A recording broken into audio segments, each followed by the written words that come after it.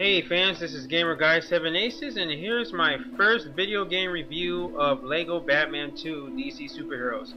This review is also going to be put up on Lefty Heat's website very soon. Alright, well, since 2005's first LEGO title, LEGO Star Wars the video game, Traveler's Tales have been pumping out numerous LEGO titles after popular franchises like Indiana Jones, Batman, Harry Potter, Pirates of the Caribbean, and the upcoming Lord of the Rings. But none has been more unique or more captivating as the new LEGO Batman 2 DC Superheroes. The LEGO games have been generally good, ranging from innovative and fun games like Star Wars and Harry Potter to average and mediocre like games like Pirates of the Caribbean. Just like the Mario games are all about platforming and jumping, or the Sonic games are about platforming and speed, all the LEGO games have the same formula of platforming with an emphasis on exploration and smashing everything for studs. The ring and coin version of the game. In DC's Heroes, the LEGO characters finally talk in full dialogue, which is very refreshing and new. I found this LEGO game to be much funnier than the previous, because now I'm relying on the surprisingly witty script, rather than pantomiming and grunting like they usually do. In Traveler's Tales, used all the voice actors from movies and the DC Universe cartoons, which was amazing by the way, and some of their voices are very familiar from shows like Teen Titans and movies like Shawshank Redemption. I would have also mentioned about the excellent open world, except that for the handheld version it is absent.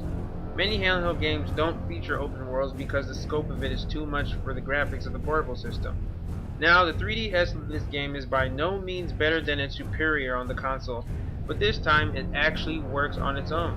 I usually hate all the handheld ports of LEGO games these days, since Indiana Jones 2 The Adventure Continues. But the reason why the graphics are lower in quality and simple is because ever since Traveler's Tales changed their game engine for Indy 2, the handhelds just couldn't handle it anymore.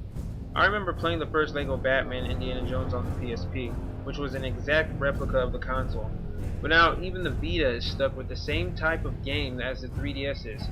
Despite all of this, I found the 3DS version to be mildly impressive, and it stands on its own compared with the other bland LEGO 3DS titles.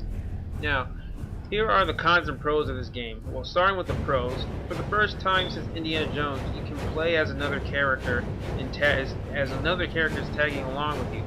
It always irked me that in the previous handheld games you could only play one character at a time. What was so hard about including a lot of characters? Like I always wondered what was so hard about including an extra one. Granted, there's no online multiplayer in the 3DS version, but having Robin by your side as you take down the thugs and criminals as Batman, being able to switch to him simultaneously is fun and gratifying. The second pro is that Batman can also glide on his own without using any special suits. Yeah, that's right. This really made me happy as it took its inspiration from the modern Batman in the Dark Knight movies. After all, what's the point of having a cape if you can't do anything with it? Another aspect I liked about this game was the slow motion effect on the combat as Batman breaks the bad guys with a final kick or blow.